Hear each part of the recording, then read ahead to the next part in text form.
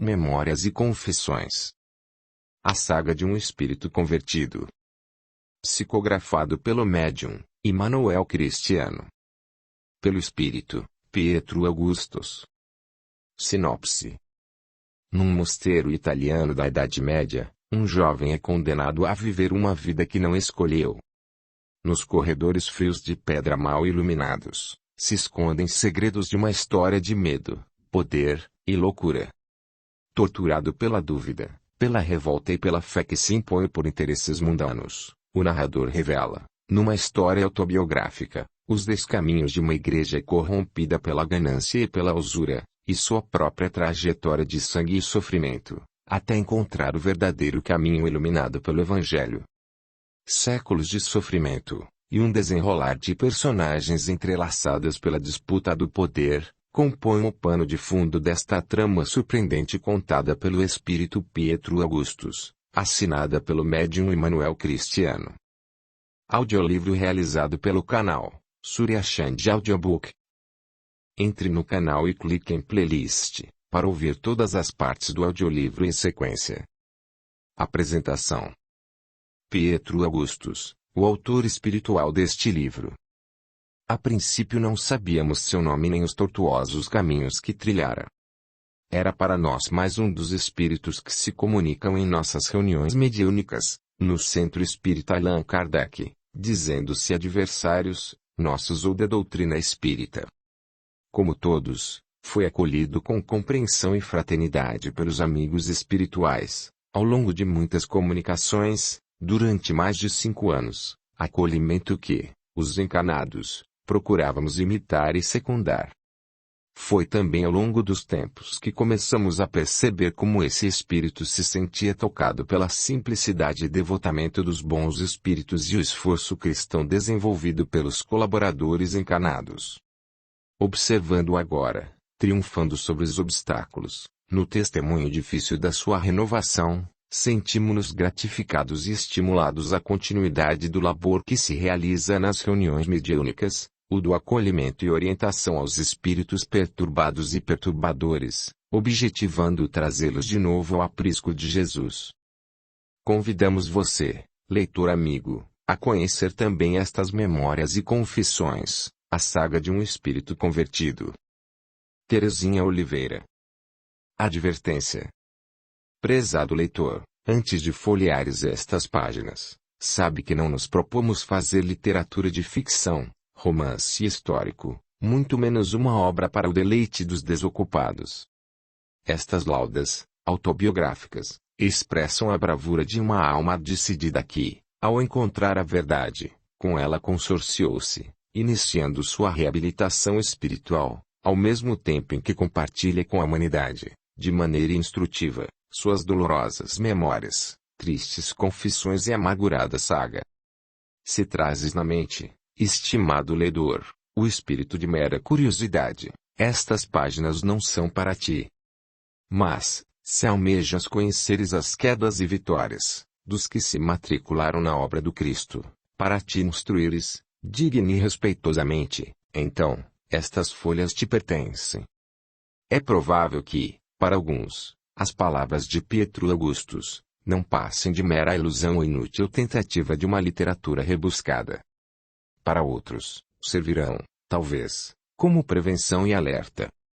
Mas, sobretudo, aqueles que se reconhecem perdidos e abandonados do mundo, os desencorajados, os que padecem severas provas ou doridas expiações, apreciarão as linhas seguintes com avidez, certos de que não estão esquecidos pelo Mestre. A esses, especialmente, nos dirigimos. Por isso, ouve a nossa advertência e não teças julgamentos precipitados sem que, antes, chegues ao termo deste livro, grafado à custa de muita renúncia e incontáveis sofrimentos. O protagonista deste drama, pelo empenho e coragem demonstrados, singrando os mares das próprias imperfeições, vencendo-se heroicamente, dia a dia, granjeou, dos espíritos espíritas, que administraram este trabalho, respeito, admiração e carinho. Sua valentia ao se desnudar, moralmente, a fim de socorrer a humanidade iludida e incentivar, com o relato de sua dolorosa conversão, os que permanecem confiantes nas hostes de Jesus, muito contribuiu para a renovação de centenas de desencarnados. Na certeza de que teu interesse pela instrução ou renovação moral seja o móvel desta leitura, estendemos nossa estima pela honra da tua atenção e pedimos a Jesus a todos nos abençoe, hoje e sempre, com o lume, flame potente, da verdade. Nora, Constança, Irmão Simplício. Eurípedes Barçanufo, Ivônia Pereira. Wilson Ferreira de Melo. Campinas, 17 de maio de 2006. Página de gratidão. Amigos. Sei que não disponho de autoridade moral para vos escrever.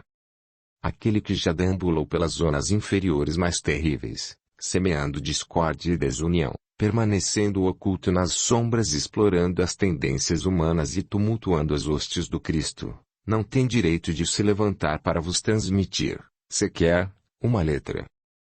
Entretanto, irmãos, eu vos peço. Escutai-me por misericórdia.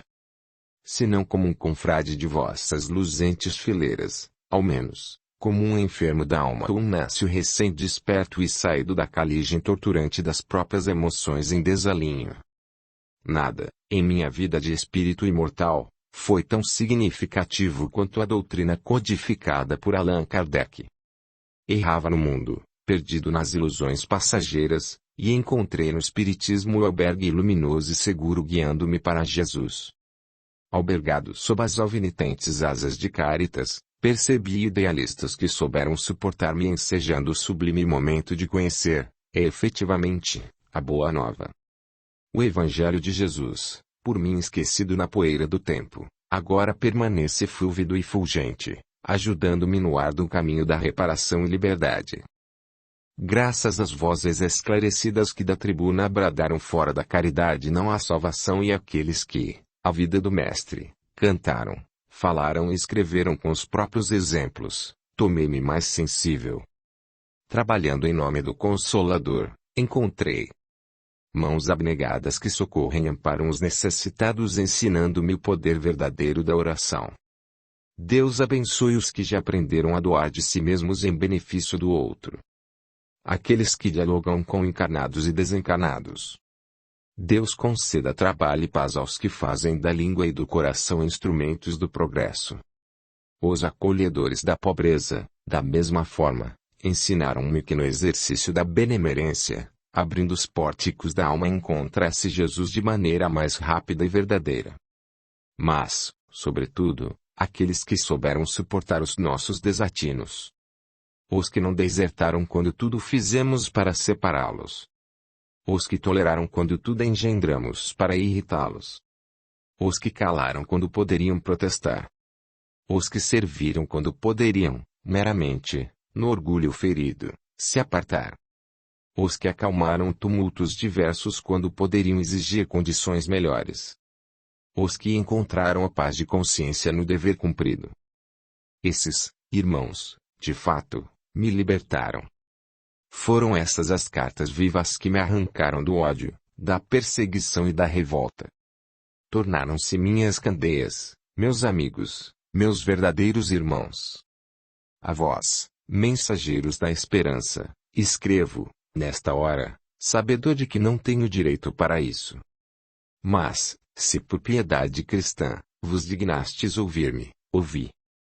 Não me dirijo aos orgulhosos, caprichosos e vaidosos, pois que esses eu os conheço muito bem e nada encontrei neles que me fizesse mudar.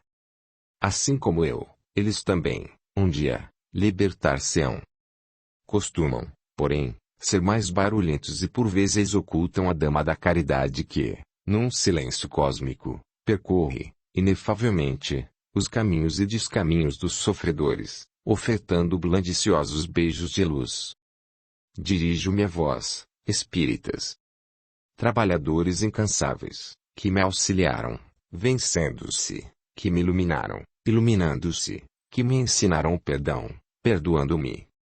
A vós, semeadores do bem, tarefeiros incansáveis, servos fiéis da verdade, redijo esta carta, escutai as indigentes palavras de um réprobo convertido e, por nós, perseverai em vossa senda repetindo com Jesus. Bem-aventurados os pacificadores, porque serão chamados filhos de Deus. Bem-aventurados os perseguidos por causa da justiça, porque deles é o reino dos céus. A vós, obreiros do Cristo, estendo de alma sensibilizada, arrependida e renovado o meu eterno muito obrigado. Pietro Augustus. Introito. O mundo atual marcha e ostenta os múltiplos avanços do intelecto humano. O ambiente tecnológico, no qual a humanidade se encarcera, engendra um período de ócio moral em que o altruísmo não é reconhecido senão como valor religioso e desgastado. Entregue às próprias conquistas, o planeta lembra-se apenas dos vencedores. Ondulam os hinos bélicos conclamando os homens para a vitória uns sobre os outros, demonstrando a paz como troféu granjeado à custa de sangue e barbárie. Para a civilização de agora, a felicidade é sinônimo de capital e poder. O mundo, ébrio de glórias exteriores e efêmeras, lembra-se apenas dos laureados pela ilusão do Fausto e da fama, sem, contudo, perceber que os verdadeiros heróis, aos olhos de Deus, são os que rompem a barreira da fantasia emergindo do lodo da vaidade, vencendo-se, em silêncio, a cada dia. Nos circos modernos, nas arenas desportivas, não é raro encontrarmos criaturas fascinadas pelos loureiros, ultrapassando os limites físicos, em prodigiosas demonstrações de técnica, coragem, renúncia, esforço, suor e lágrimas para, no pódio dos sonhos, erguerem o vaso doirado das competições mundanas. Nos campos alucinantes da guerra, onde Marte semeia a destruição, o soldado comparece impávido, teso, audaz, desafiando a morte para, no final, receber de vitória, a deusa Lada, os lauréis do triunfo e a alcunha de paladino da nação. Nas universidades odianas, tomadas pela presunção, digladiam-se, sob os olhos lacrimantes de Atena, os sábios cujos nomes figuram ou figurarão na história. Muitos, honestamente comprometidos com a ciência, enfrentam ambientes difíceis, conflitos humanos, e são capazes de perecer por uma descoberta científica. No desporto, na guerra, no saber destacam-se, sobremaneira, os vitoriosos. Muito digna a rememoração dos que triunfaram na vida física. Prover a Deus que as criaturas, na aquisição dos valores morais, empreendessem esforços análogos. Porém, os vencidos jazem sepultos no esquecimento das massas ou amaldiçoados na recordação dos feridos. Enquanto os povos edificam heróis para imortalizar os seus notáveis, Jesus desce aos charcos para resgatar os falidos. Se o mundo rende homenagens aos egrégios, Jesus aprecia o progresso humano, mas trabalha para recuperar os derrotados. Se as nações glorificam as vidas dos que se sacrificaram para dignificar a raça, Jesus procura os que se esforçaram por servir a Deus e mergulha nos pântanos tenebrosos dos que se perderam, em qualquer campo, cooperando por reerguê-los. Ninguém jaz desprezado pelo Mestre. Se os homens esqueceram-se do maior mandamento, desamparando os incautos, as leis divinas não os abandonaram. Se as criaturas confinaram os maus no orco em chamas da mitologia, os espíritos do Senhor, por fraternidade, deles não se apartaram e por eles trabalham a fim de que esclarecidos, arrependidos ou imputados, retornem ao orbe e devolvam às criaturas o que delas arrancaram, reabilitando-se diante da lei. Mesmo os grandes tiranos foram abençoados pelo condão do amor. Em sua infinita sabedoria, Deus nos fez viver em sociedade para que os laços da ternura, representando seus desígnios, guiassem os seres pelos labirintos da vida. E a semelhança do novelo de Ariadne, para livrar-se da perdição, a única via é retornar pelo mesmo caminho, recompondo os passos. Os seus amados que já progrediram mais, cumprindo o código sublime do afeto universal, voltam de regiões maiores para resgatar, dos marnéis putrefatos, os seus queridos porque nunca os esqueceram. Essas almas abnegadas, fugidas, pela renovação e trabalho, sentir-se-ão definitivamente felizes, somente quando conduzirem seus tutelados, do lamaceiro das fraquezas humanas, ao zênite do paraíso, ajudando-os, sem substituí-los, a subir os degraus do arrependimento, do perdão, da expiação, da reparação, das provas e, finalmente, da glória pessoal. Irmãos, ouvi. Vós que lereis as páginas que seguem sabei, elas revelam o alerta de Jesus aos que estão falindo e o socorro aos que se precipitaram no abismo das próprias imperfeições. Uns e outros compreendei. O Cristo confia em vós e jamais desistirá dos homens. Vós, os que permaneceis no caminho cristão, escutai o clamor lamuriante dos caídos. Sustai o julgamento irrefletido, pois que, bom juízo é o que julga debaixo do mesmo céu, sob o mesmo som de fogo e as mesmas trovoadas que suportaram os vossos réus. Por isso, distendei as vossas mãos e socorrei os que lamentam, incentivando-os ao recomeço. A perversidade só desaparecerá da terra se for suplantada pelo amor. E pela ausência do bem que o mal prevalece.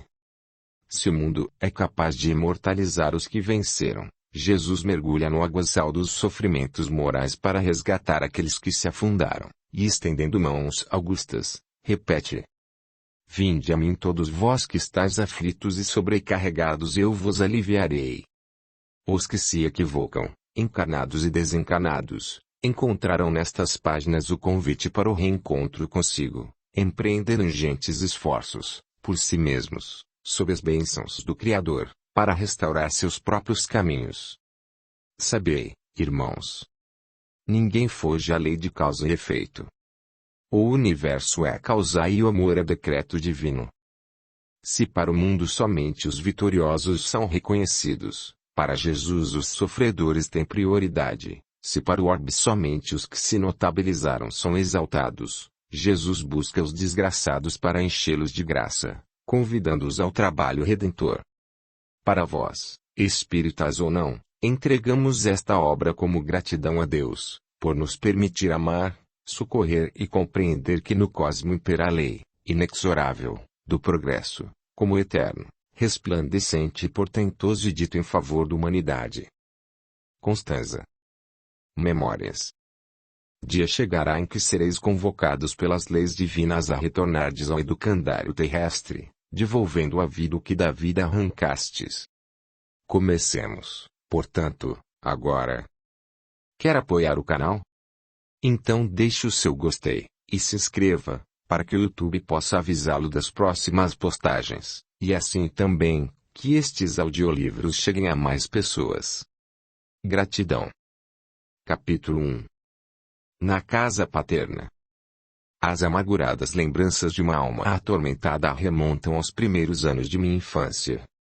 A Itália medievalista, repleta de feudos e conflitos políticos, trazia, no bojo da nobreza, uma família ambiciosa e ávida por lutas e conquistas, fausto e glória, compondo, assim, o perfil de uma casta fidalga. Vários dos seus componentes, sob o fascínio do Gládio, buscavam alhures facilidades palacianas, dominados por prelados interesseiros que faziam dos nossos membros criaturas sagazes e sequazes do poder. Meu pai, Rômulo Augustus, era um homem severo, e hirsuto, sempre às voltas com o título de conde prometido pelos ministros de Roma. Após várias gerações de trabalhos bélicos, de servidão teológica e anos de tentativas o clero, agora, prenunciava a chegada do atributo honorífico. Um filho. Eis o que faltava. Oferecer um nobre para integrar o corpo de Cristo teria uma dupla finalidade. Representar nossos interesses no domínio clerical e conquistar, definitivamente, a alcunha palatina por meio de um poderoso dote à Igreja. Foi nesse ambiente que renasci, na longa decrepitude da era mediévica. Um dia, quando o crepúsculo vespertino trouxe o lusco-fusco, o senhor meu pai, Rômulo Augustus, rompeu o átaro de nossa casa, deixou os equinos sob a diligência dos vassalos, transpôs o grande pórtico e bradou: Constanza. Era a senhora minha mãe. Ela desceu o longo escadório, apressadamente, puxando-me pela mão, ao mesmo tempo em que alçava, nobremente, o pesado vestido ornado por ricos fios dourados, acenando-lhe, de maneira servil, com um sorriso afetuoso. Eu contava há cerca de 7 anos. A voz do senhor feudal sempre me terrificou. Augustus apreciava pegar-me pelos braços e lançar-me às alturas. Todas as tardes repetia o estranho rito, desrespeitando minha natural fragilidade. Mas, nessa ocasião, o afago veio acompanhado de uma pavorosa notícia. Seus olhos faiscavam, o peito arfante parecia não conter a lúgubre emoção. Fitou-me de maneira que jamais esqueceria e falou-me num sorriso hipócrita. Pietro Augustus, filho meu. Não serás como os outros. Não pegarás em armas, não lerás casamento de interesses, representarás nossa família nos círculos mais ilustres da comunidade a que pertencemos. Serás matriculado na Igreja Romana. Roma, acolhedora de nosso clã desde a gênese de nossa estirpe ilustre, ganhará um prior que nos possa guiar nas entranhas do poder. Toda a família nobre deve ter um representante religioso, a fim de assegurar as intenções sociais e políticas. Nada de mulheres e casamento. Não frequentarás tabernas ou folguedos, serás um homem celibatário, como convém a todo santo. E, gargalhando, considerou estentoroso. Um menino casto, político e religioso, um clérigo, finalmente. Foi assim que desde os verdes dias da minha existência, nesse período distante, já estava prometido às terríveis hostes do Cristo. Vi meus irmãos dirigirem-se faceiros e festivos às aulas de equitação, observei, frustrado, a alegria deles nas competições de esgrimadura, manejando o florete, o sabre e a espada com habilidade. Notei, enfurecido, a predileção das mulheres para com eles. Testemunhei, de alma abrasada, a maneira como se desenvolveram, enquanto eu ouvira de receber, no silêncio tumular de uma alcova, a presença amarga, ímpia, tirana, de homens hipócritas vestindo hábitos negros, carregando no peito crucifixos de ouro, certamente fundidos à custa de muita exploração popular. Aprendi desde cedo a odiar aquele signo, símbolo dourado da minha desgraça, brasão fatídico da minha desventura, infausta insígnia da mentira e do sinistro destino que me abateu. Severos e cruéis, insistiam em que abandonasse o dialeto da minha região para dominar o latim arcaico. Durante horas inteiras obrigavam-me a debruçar sobre páginas ininteligíveis, a fim de entender a doutrina de um mestre que aprendi a desprezar e abjurar por meio das fibras mais íntimas e tiranas do meu desolado coração. Porque me impunham verdades com as quais não concordava. Como poderia uma criança suportar todas aquelas imposições? Que representante do amor era aquele Jesus? Por quais sortilégios enganava os homens? Inúmeras vezes fora assediado pelos loucos do Cristo. Não entendia aquelas expressões, dizia-me fazer parte da iniciação e muitas coisas precisavam ficar em absoluto segredo. Para isso trancafiavam-me, dizendo aos meus progenitores que, durante dias, ficaria em penitência numa cela improvisada em nossa própria casa. Os anos impiedosos rolaram lenta e terrivelmente. Aos poucos eu saía da primeira juventude e meus instintos humanos faziam-me buscar as camponesas, sob os protestos e a vigilância acirrada dos tutores que se preparavam para me encarcerar num mosteiro qualquer das várias regiões italianas. Eu preferia a morte a receber o toque dos déspotas cristãos. Não suportava a ideia do monastério, ansiava a vida, menoscabava o hábito, almejando a luxúria, desprezava 1000 vezes o celibato, idealizando uma família nobre e profícua, cultivava a guerra, os lauréis da vitória, a magnificência, o apogeu do luxo, como sequência natural das tradições de Roma. Nada no cristianismo atraía-me. Entretanto, triste e perversa a vida. Como contrariar a voz enfurecida de Rômulo Augustus? Por muito menos Giuseppe, um nosso irmão de sangue, fora amplamente torturado e quase morto, por questioná-lo sobre uma mera estratégia política. Não podia. Meu fadário odioso estava traçado. Assim, desde as primeiras recordações dessa vida triste e malditosa, sempre que ouço o badalejar dos brônzeos sinos cristãos, lembro-me com estertores e escalafrios do terrível dia em que fui sepultado vivo. Sim, porque os conventos medievais eram verdadeiras lápides sob as quais se esqueciam os afetos e desafetos.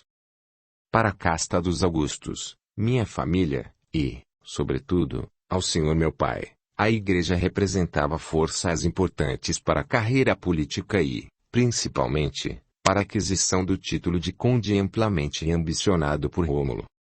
Sob o heróico, nobre e inesquecível concurso de Constança, minha doce mãe, consegui resistir ainda, alguns poucos anos, à delegação que, de tempos em tempos, nos visitava.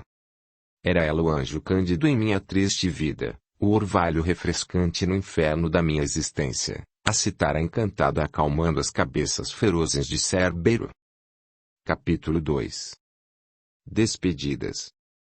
Naquele dia, despertei sob o lume rosa e cintilante da aurora, gotejado por lágrimas, orvalhos de luz, que acachoavam dos olhos lúcidos e sofredores de minha mãe. Perscrutei pela janela e, do alto da torre em que me confinaram, vi o séquito de prelados com suas bojudas carruagens tracionadas por garbosos corcéis. À frente do préstito, homens vestidos de veludo escarlate, ornados com tiras da cor do ouro, carregavam solenemente, de mãos revestidas por níveas luvas, o brasão terrificante de Roma. A cruz do Cristo. Agarrei-me à minha genitora e chorei com fúria. Filho, disse-me ela com intraduzível ternura, nada podemos contra teu pai. Resigna-te no Senhor Deus e entrega tua alma aos cuidados dele.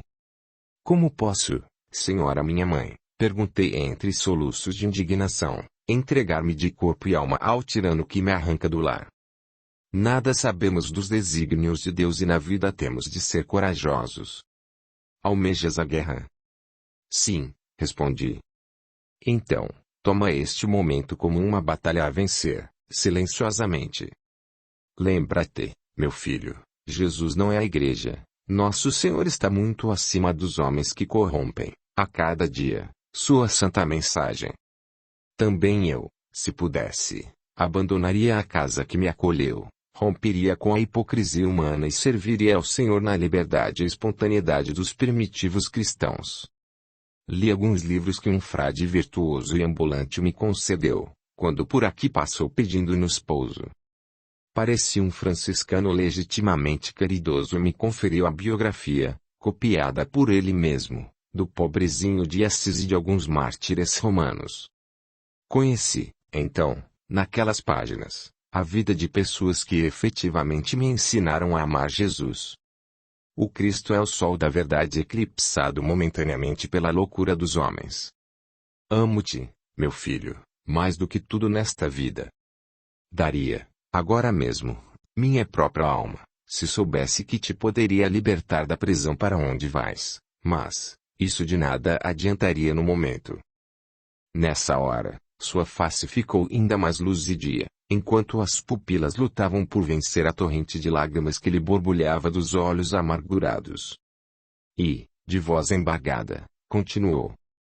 Sabe, carne da minha carne, vida de minha vida, onde quer que estejas meus pensamentos hão de buscar-te. Nas tuas horas de solidão e sofrimento lembra-te de mim, pois certamente estarei contigo. Suporta e aguarda, creio que Deus não abandona os seus servidores. Fita o céu e vê que fulge o sol sobre as nuvens mais trevosas e cintilam as estrelas nas noites mais tristes e negras. O pássaro aprisionado está apenas impedido de voar, mas não perdeu as asas. O rio represado está proibido de correr, mas não cessa o seu frescor. Os campos se entristecem no inverno cruel e rigoroso para florescerem, poderosamente, nos primeiros raios de primavera. Aguarda, recolhe as tuas asas, aceita o cárcere momentâneo, suporta o inverno que te busca, enfrenta corajosamente a noite densa e espera a aurora da verdade. Os mártires de nossa fé sentiam-se felizes em descerem ao circo para entregarem a vida por Jesus. Refugiaram-se nas catacumbas, suportaram a tirania e a perseguição, a tortura e a morte, mas retomaram em glória suprema para Deus. Saibamos retirar deste momento um período de provação para nosso espírito. Meu querido, sinto-me ligado à tua alma por laços inexplicáveis. Desejava trocar de lugar contigo, arrancar-te o madeiro que te impõe, pois que percorreria, eu mesma, a via sacra que te impelem. Se for possível pedir-te algo, neste momento de crueldade, imploro-te, perdoa a teu pai e nunca te revoltes contra Jesus. Coloquei em tua bagagem os escritos que recebera do santo homem, as histórias das vidas pias, para que te sintas amparado. Meu filho, Cristo é o grande sol em nossa vida. Um dia, quando nos libertarmos das ataduras do poder, abandonando a hipocrisia ritualística da religião formal, conseguiremos entender melhor a mensagem do Messias. Uma noite, continuou ela divinamente inspirada, sonhei, vi-me numa época diversa da nossa. Os sacerdotes haviam perdido o domínio, a religião não estava consorciada à política, os homens estudavam com liberdade e o povo ganhara letras e sapiência. Nessa época, vi surgir o Cristo, diferente das tradições que cultivamos, vi, ainda, as sepulturas se romperem e o mundo dos mortos se abrirá ao dos vivos. Dia chegará, meu filho, em que o Espírito da Verdade reverberará por toda parte. Creio que os que se foram desta vida podem nos proteger e guiar, pois que os tenho visto junto a nós. Nada posso dizer, porque os sacerdotes matariam, mas essa certeza fulgura em minha alma, ajudando-me a suportar os dissabores desta vida. Creio, de maneira que não sei explicar, que além dessa existência outras nos esperam, conforme as tradições gregas afirmam. Um dia estarás liberto e servirás a Jesus de livre e espontânea vontade. Ela ainda falava, quando alguém bateu à porta. Ainda guardo em meus ouvidos atormentados as pancadas firmes na madeira maciça. Meu tutor religioso entrou, senho fechado, hábito negro, crucifixo ao peito. Estendeu a destra, agarrei-me a minha mãe, estacando-me no regaço materno. Não temos tempo para sentimentalismo, Pietro, serás o servidor de Jesus, representando tua família em nossas instituições. Não quero.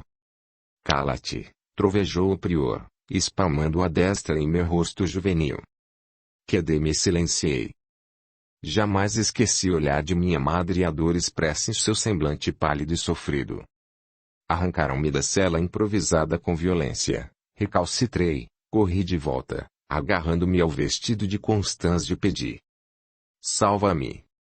Com um nobre sinal ela apartou, por um instante, o tutor dos meus dias tristes e considerou. Toma, meu filho, essa é uma relíquia que recebera como retribuição do monge piedoso que oportunamente hospedamos em nosso feudo. Disse-me que essa efígie é a de Francisco de Assis. Leva-a contigo e, simbolicamente, terás uma parte da minha fé e de meu coração contigo. Chorei e entendi que era o fim. Levantei-me como se aquelas instruções me houvessem amadurecido 10 anos. Ninguém pode imaginar o que são palavras sinceras em momentos de ásperas provações. A inflexão da voz poderosa da Madonna que, legitimamente, representava as virtudes dos seus transformadas em maternidade, me fortaleceram. Ergui-me, entendendo que meu sofrimento e natural desespero eram lâmina afiada estocando o coração de minha doce e terna mãe. Retomei a postura que caracteriza os nobres e, sem apagar o ódio pela Igreja do Cristo, abracei-a pela última vez. Na casa de Rômulo Augustus, aquele era um dia de festa. Sob a mais alta solenidade, os representantes de Jesus foram recebidos como deuses. Homens sisudos e falsos aparentavam apreço, mas, em verdade, estavam mais interessados no dote a receber do que com minha alma propriamente. Entraram ao som de clarins de prata acompanhados de longo e cansativo protocolo, findas as formalidades, banquetearam-se à custa da minha desgraça. Pelas altas horas noturnas, levantaram-se dispensando o cerimonial, pronunciaram algumas palavras a pretexto de abençoar nossa casa e arrebataram-me. Meus irmãos nada fizeram, além de expressar, na fisionomia pálida, terror e admiração. Do Senhor meu Pai, nenhuma palavra. Esperava, ao menos um gesto de afeto, um aceno em despedida. O futuro conde interessava-se apenas pelos títulos nobiliárquicos, e eu era a moeda, o selo com o qual pagam os custos das suas perversas ambições. Se de fato tornou-se conde. Nunca soube.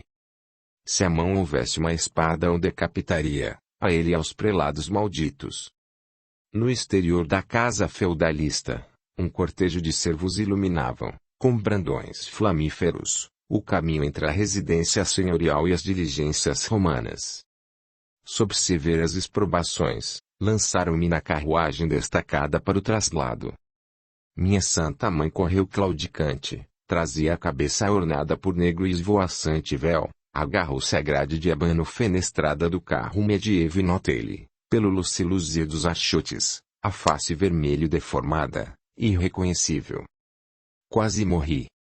Almejando interceder por mim, no heroísmo dos que aprenderam a extinguir-se pelos filhos, ela ousara implorar.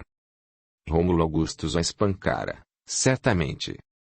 Ela pretendeu dizer-me algo, quando um grosso filete de sangue correu-lhe dos lábios feridos impedindo suas derradeiras palavras, enquanto os olhos, aljofrados infinitamente sofredores, me falaram um universo sem palavras.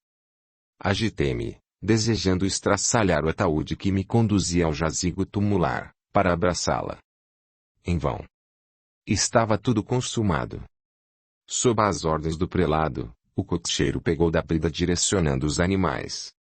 Constanza Augustus, minha inesquecível mãe, permaneceu imóvel para, em seguida, quando ergui a destra em sinal de adeus, mostrando-lhe a relíquia que dela ganhara, desfalecer ao solo. Nunca mais, naquela existência, eu a veria novamente. Audiolivro realizado pelo canal Surya Chand Audiobook.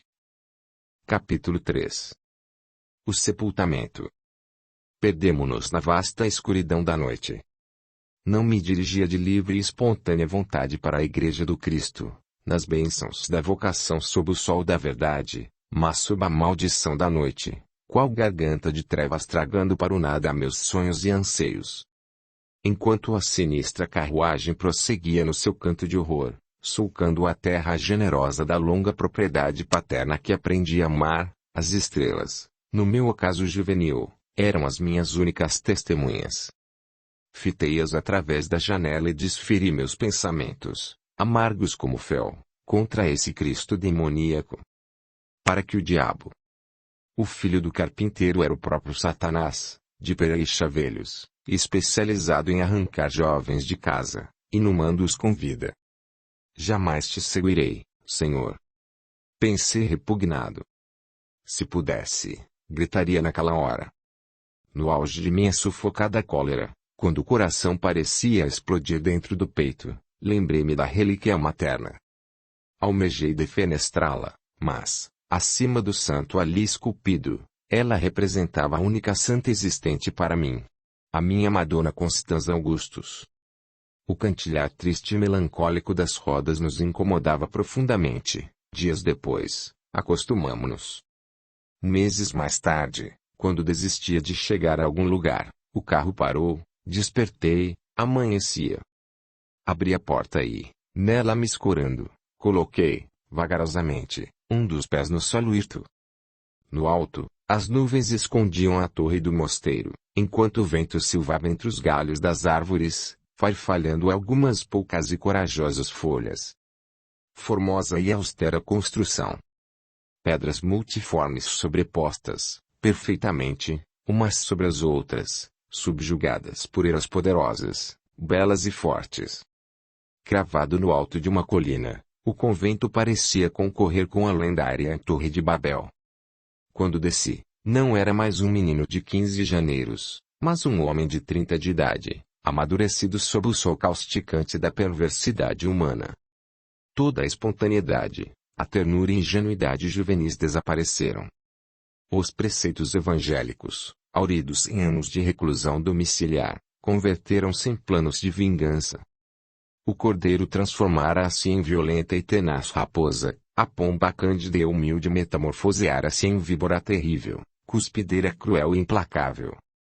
Os senhores do meu desventurado destino felicitavam-se, descarregando os tesouros ofertados por meu pai, enquanto outros me doutrinavam, apresentando as normas e disciplinas no feudo cristão. Terás de fazer votos de castidade, o silêncio será tua grande arma. Se souberes pensar, lerás o império, mas, se fores qual um asno, pela mesma maneira serás tratado. Aproveita, meu filho, prosseguiam, pois que servir à igreja é oportunidade de domínio e progresso. Talvez poucos consigam imaginar o que é o celibato forçado e obrigatório, para quem está no auge da juventude com os instintos vivos e crepitantes, quais brasas incandescentes à espera de galhos secos, a presença constante de olhos severos, contabilizando cada erro com intenções punitivas. Todas as angústias imagináveis e inimagináveis suportei. Diante do grande monastério da Ordem dos Beneditinos, estremeci de medo e rancor. Abriram-se os grandes portões, cruzamos o longo paço eclesiástico e percebi que nunca mais seriam os mesmos os meus dias. Os primeiros meses, no convento, foram os mais terríveis. A disciplina clerical era severa com os iniciantes, obrigados a realizarem os serviços menos nobres e mais brutos, além do terrível voto de silêncio. A submissão plena aos superiores eram os meus maiores castigos. O celibato, minha tortura diária. Recordo-me, com amargura, das presenças físicas, estranhas e perversas que entravam em minha cela nas madrugadas sombrias. Atavam meus braços, amordaçavam minha boca e desnudavam-me para, seguidamente, violentarem-me em sodomia. Foram tantas as vezes, ocasiões incontáveis que, para sobreviver, me corrompi e assim, com a vida dos chamados santos, aprendi a viver.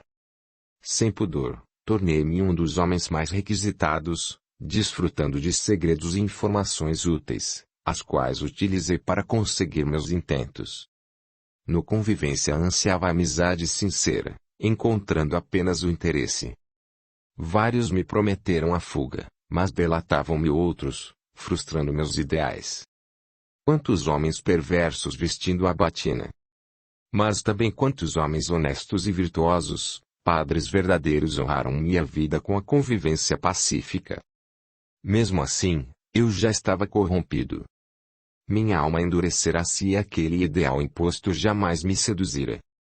Durante a convivência, encontrei outros que, igualmente, foram sepultos naquele convento. Pusilânimes, não conseguiam protestar, tramar planos como eu. Todavia, notei que eram bem inteligentes.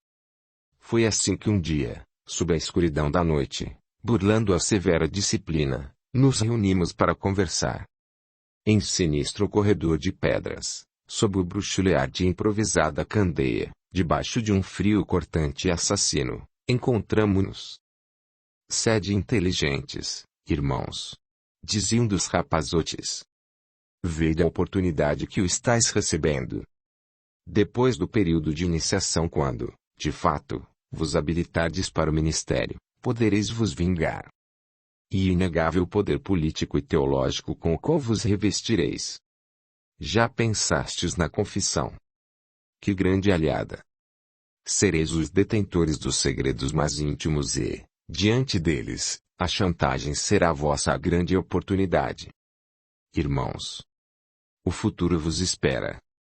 Pensai nas mulheres que possuireis no silêncio dos vossos confessionários, dos esposos que assassinareis como faziam os antigos imperadores. Suportar com bom ânimo essas horas trevosas, abdicai dos vossos instintos naturais para, mais tarde, receberdes a paga. Depois tereis todas as mulheres que desejardes. Quem ousará denunciar um sacerdote do Cristo? Fostes abençoados pelo poder. Vitória, a deusa dos nossos antepassados, abre as asas sobre vós, os imperadores do futuro. Pela primeira vez, em vários anos, desde que fora inumado em vida, sorri satisfeito. Enfim, uma oportunidade de efetiva vingança e, ao mesmo tempo, de protesto diante da vida, já que a igreja não havia respeitado os meus ideais. Assim, esperava com ansiedade a hora em que romperia a lápide, fugindo do cemitério putrefato no qual me encarceraram, respirando, enfim, o ar da liberdade. Como que inspirado por uma espécie de gênio do mal, me dediquei com afinco aos estudos, comportei-me de maneira discreta dentro da disciplina imposta. Decorei todas as orações e rituais, cânticos e hinos, tornei-me o mais exemplar dos irmãos religiosos, aguardando, pacientemente, por dias mais felizes. Convivi o quanto pude com as raposas de negro, para aprender como agem os cretinos. Recolhi todas as artimanhas e todos os golpes possíveis. Mais do que nunca, desejava mostrar nos abusos e na dissimulação minha ira. Foi, então, que o poder me seduziu. Vislumbrava agora, quase 10 anos depois, as ideias de meu pai. Notava quantos homens inteligentes debruçados nas teorias dos filósofos que cunharam nossas tradições. Compreendi que o conhecimento era, de fato, a grande espada com a qual lutavam os religiosos. As aulas de retórica me encantavam. Descobri que o verbo faz mais estrago que o gládio e conquista mais que os exércitos belicosos. Observava como meus lentes aproximavam-se interesseiramente de homens importantes. Anotava-lhes os discursos sem que percebessem, escondia minha inteligência para que não se sentissem ameaçados. Mais tarde os reproduziria ao meu modo. Espreitava os que buscavam a fé verdadeira e deixavam, aos cuidados dos meus mestres, bolsas recheadas de moedas de ouro, com as quais pagavam pelas palavras falsas de consolo ou por dias felizes após a morte. Era fácil, todos acreditavam no que dizíamos. Ali estava a receita de vingança para a igreja que arrancara de mim a própria felicidade. Capítulo 4. Sob a fúria do Achote. Os dias, semeados pela alvorada e cegados pela foice negra de Nix, desdobravam-se lentos, rotineiros e penosos. Sob o fardo de austera disciplina, empreendíamos tarefas domésticas para a sobrevivência e manutenção do feudo. Os noviços provinham de diversas regiões, até mesmo de países distantes. Traziam na bagagem moral várias histórias dramáticas. Algumas infinitamente piores que as minhas.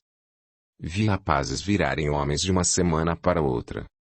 Alguns, tomados por portentosa melancolia ou estrondosa revolta, buscavam a liberdade no suicídio.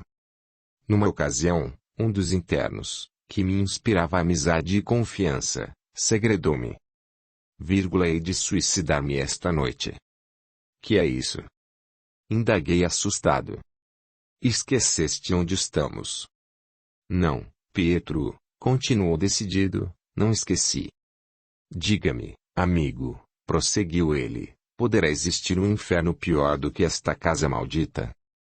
Sei que aqui fui trancafiado por um irmão consanguíneo e ambicioso. Para nossa família estou morto. Minha mãe, por alguma razão, sempre desprezou-me. Cedo ou tarde, certamente, me matarão aqui mesmo. Nossos superiores dizem que não tenho condições para o ministério da palavra. Sinto que estou jurado de morte e não quero oferecer, aos déspotas que me aprisionaram, o prazer de me matarem. Eu mesmo, continuou ele de maneira tétrica, tirarei minha vida. Mateu, considerei, posso ajudar-te a superar esses problemas. Pietro, meu amigo, cegos guiando cegos. Não será possível a fraternidade entre aqueles que se isolam do mundo. Se tentares ajudar-me, certamente serás considerado cúmplice. Escaparei pelas asas da morte. Não importa o que exista do outro lado da vida. O céu, o inferno ou o nada devem ser melhores que esta funesta prisão. Decidi-me. Será nesta madrugada? Há anos, continuou Mateu, mudando aparentemente o rumo da conversa, tenho ouvido vozes enxergado sombras. Eu, também. Considerei admirado. Além das manifestações sonoras, de igual modo os vultos sombrios apavoram-me. Nada sei sobre a gênese desses acontecimentos. Nossos superiores, provavelmente, nos censurariam diante dessas observações. O que tenho feito é guardar comigo alguns sinistros acontecimentos.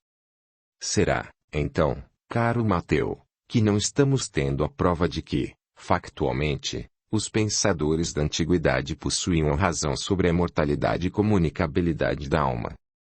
Seja como for, prefiro pagar o preço, aprender com a própria experiência ao permanecer nesta instituição maldita, que já nos matou os melhores sonhos da juventude. Faze uma oração por mim, Pietro, reza por minha alma. Se de fato houver alguma espécie de sobrevivência, juro que retornarei para contar-te. Agora, amigo, abraça-me. Despedimo-nos. A imagem de Mateu tentando escapar da vida pela morte impressionara-me intensamente. Retornei para minha cela e aguardei. As horas gotejavam do tempo. Um frio e ululante vento soprava lúgubre, prenunciando tristes e dolorosas ocorrências. Meus pensamentos torturavam-me acerca do modo como Mateu escolheria para morrer. Imaginei alguma coisa discreta, como era de nosso comportamento. Supus que dele jamais soubéssemos e que seu corpo nunca seria encontrado. Já pela aurora, quando os ventos acalmaram-se e o sol despontava lentamente, reunimo-nos para a oração matinal. Notei o lugar vazio de meu companheiro, preocupei-me, um frêmito de morte correu-me pelo corpo. Entretanto, durante a primeira e frugal refeição, o inusitado aconteceu. O grande sino da torre principal do monastério badalejou incessantemente.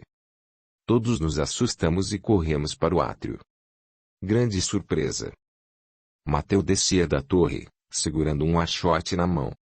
No centro do pátio jazia uma pilha de touras trançadas e cuidadosamente amontoadas com alguns metros de altura. Agiu de forma a embebê-la com resina inflamável, escalou-a com facilidade, já que era de constituição física favorável. No alto, sobre a boca da montanha, equilíbrio-se, permanecendo com os membros inferiores abertos, o brandão à sinistra iluminava-lhe o corpo e a face. Notei que seu hábito estava molhado, provavelmente embebido com o mesmo líquido comburente. Estremeci e imaginei o tipo de morte que escolhera. Quando percebeu que grande parte dos noviços ali se reuniu, começou a bramir com voz altissonante. Apareça, Senhor Benedicto Salvatore, abade desta mansão de torturas. Raça de víboras! Quem vos ensinou a fugir da ira que está para vir? Produze, pois, frutos dignos de arrependimento. Senhores das trevas, mestres da farsa, amigos da maldade, déspotas dos infernos, venham diante da verdade. Ela vos conclama. Nossos superiores desceram às pressas. Todos estávamos aterrorizados com a situação. Benedicto Salvatore, temido e odiado por nós, bem como sua corte desprezível, apresentaram-se. O abade fechou o senho, estampou a indignação nos olhos e cerrou os punhos, fremindo os braços. Se Mateu não se suicidasse, seria certamente assassinado.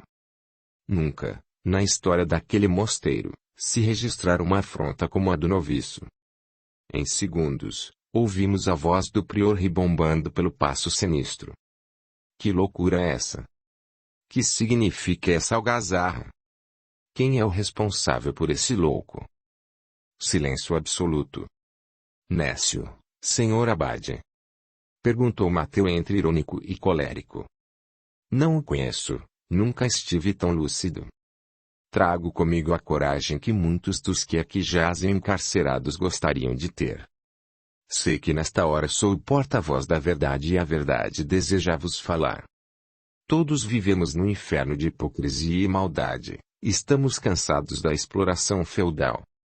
Vós nos convertestes em vassalos lucrativos, apropriando-vos dos nossos dotes como o lobo apodera-se dos lepurinos indefesos. Administrais com férreas mãos este antro de perversidade, transformais a casa de Deus em cidade inóspita. Espartanos cretinos, ministros insanos de Baco, loucos sois vós. Prefiro a Inquisição e seus sequazes, a permanecer servindo os que usam do Evangelho para explorar. Ouvi, senhores, se de fato existir um juízo final, vossas almas jazem condenadas. Não entrareis no reino dos céus, pois que as portas do paraíso não se abrem aos malvados e tiranos. Fizestes desta casa de oração um covil de salteadores, onde os confinados padecem o enxofre do vosso cesarismo. Abusais de nossas capacidades, impondo-nos insuportáveis tarefas.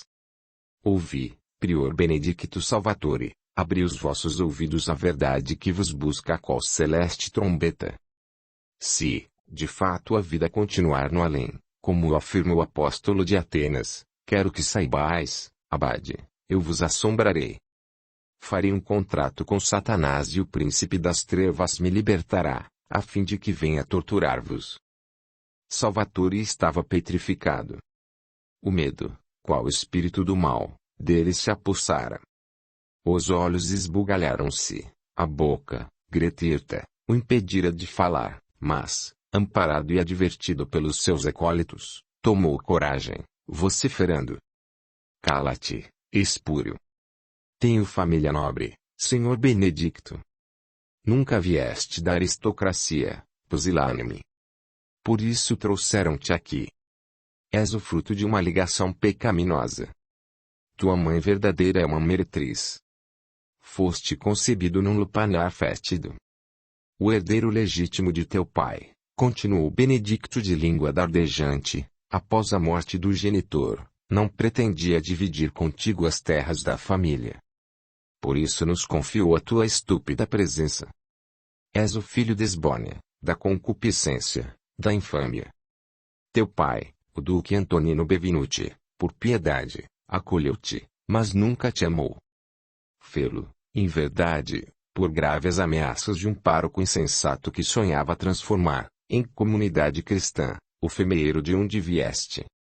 Sob juramento, o duque apalavrou-se em jamais quebrantar o pacto moral que fizera, de sustentar-te até a vida adulta. Mas, com a morte do teu benfeitor, a duquesa, tua madrasta, afrontada dia e noite com tua malfadada presença, mancomunada com seu filho legítimo, nos confiaram tua alma pecaminosa, gerada no ventre pútrido das patuscas mulheres de vida promíscua. Não posso crer, gritou Mateu em lágrimas. É a verdade com todas as suas faces. Mas as meretrizes também são filhas de Deus, senhor padre. Não, criatura perdida. As cortesãs venderam a alma ao demônio e os que delas nascem trazem no coração os dissabores de Satanás. Tua atitude, filho da discórdia, mostra em a que vieste neste mundo. Causar confusão, separação, divisão, como só é o diabo fazer. Mentes, cão infame!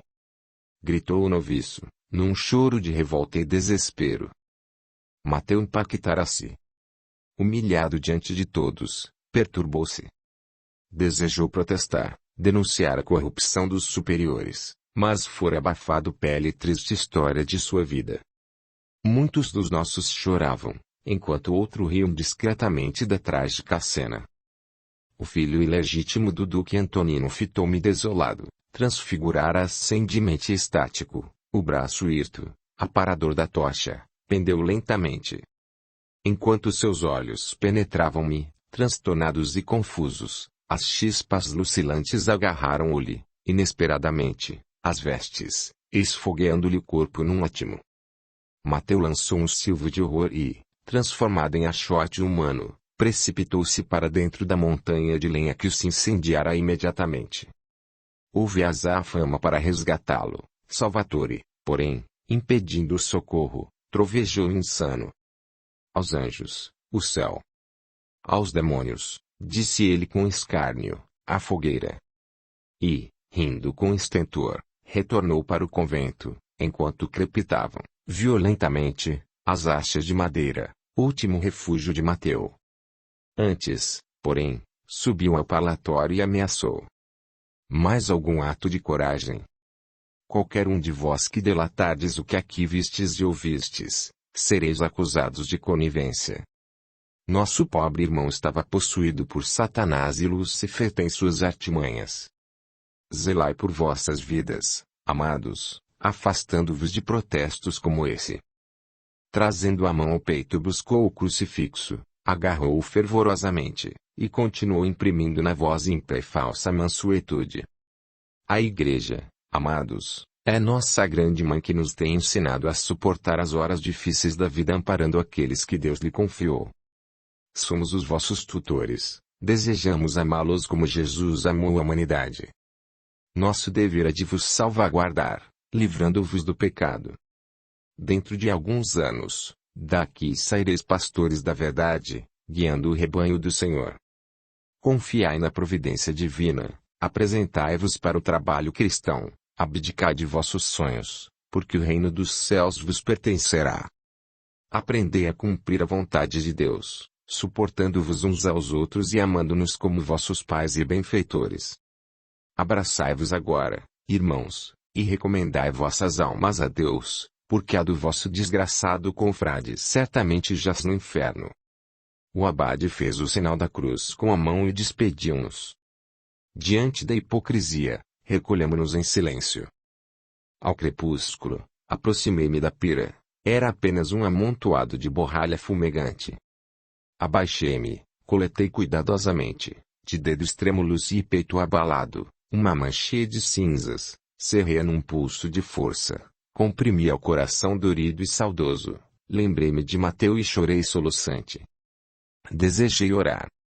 Não pude. Odiava o Cristo. Meu pranto, porém, convertido em gotas de chumbo incandescente, caldeando marcas abissais indeléveis em minha alma, arrancado de um coração solitário, sofredor e dilacerado pelas pontiagudas e assassinas garras da cristandade, foi a única prece que pude ofertar em benefício da alma do meu pobre e desventurado amigo. Capítulo 5. Sombras. Escalado para badalar o sino, galguei a imponente torre. No alto do campanário, encantei-me. Do inferno contemplei o paraíso, a paisagem era edênica, emocionei-me. Várzeas virentes entre outeiros alvinitentes, auriflama da natureza audaciosa. Cobertos de neve, os pináculos das colinas alterosas contrastavam com o rosa matizado do albor. Pássaros altivolantes enfrentavam, ousados e lépidos, as fortes correntes de vento. O azul da abóbada, qual manto de safirino esplendor e glória, fizeram-me pensar em Deus. Ele não deve existir. Lamentei. Sentia-me imensamente solitário. Badalei o sino e desci melancólico, reflexivo. Enquanto regressava pelos infinitos degraus, suspendendo ligeiramente o hábito, rememorei com amargura os últimos acontecimentos que amofinaram, sobremaneira, os moradores da abadia. Suportamos uma inspeção severa e demorada. Nossos tutores se transformaram em bestas taciturnas, impondo-nos as mais terríveis obrigações. Todos os dias buscávamos impositivamente o confessionário, apontando os nossos anseios e dificuldades. Muitos de nós permanecíamos sofredores e lacônicos. Alguns disfarçavam o coração opresso. O voto de silêncio fora decretado para todos os noviços, objetivando impedir qualquer colóquio sobre os últimos fatos. Temiam que nova insurreição se fizesse por outros rebeldes do Evangelho. O convento era, de fato, um lugar em que se preparavam os representantes do clero. Aulas de filosofia e teologia ocupavam-nos o tempo, após as atividades rotineiras de trabalho braçal. As reuniões de estudos processavam-se silenciosamente. Apenas a voz do mestre poderia ser ouvida, as perguntas, formuladas por escrito. Nesse período, a filosofia era a serva da teologia. As noites nunca mais foram as mesmas depois da morte trágica de Mateu.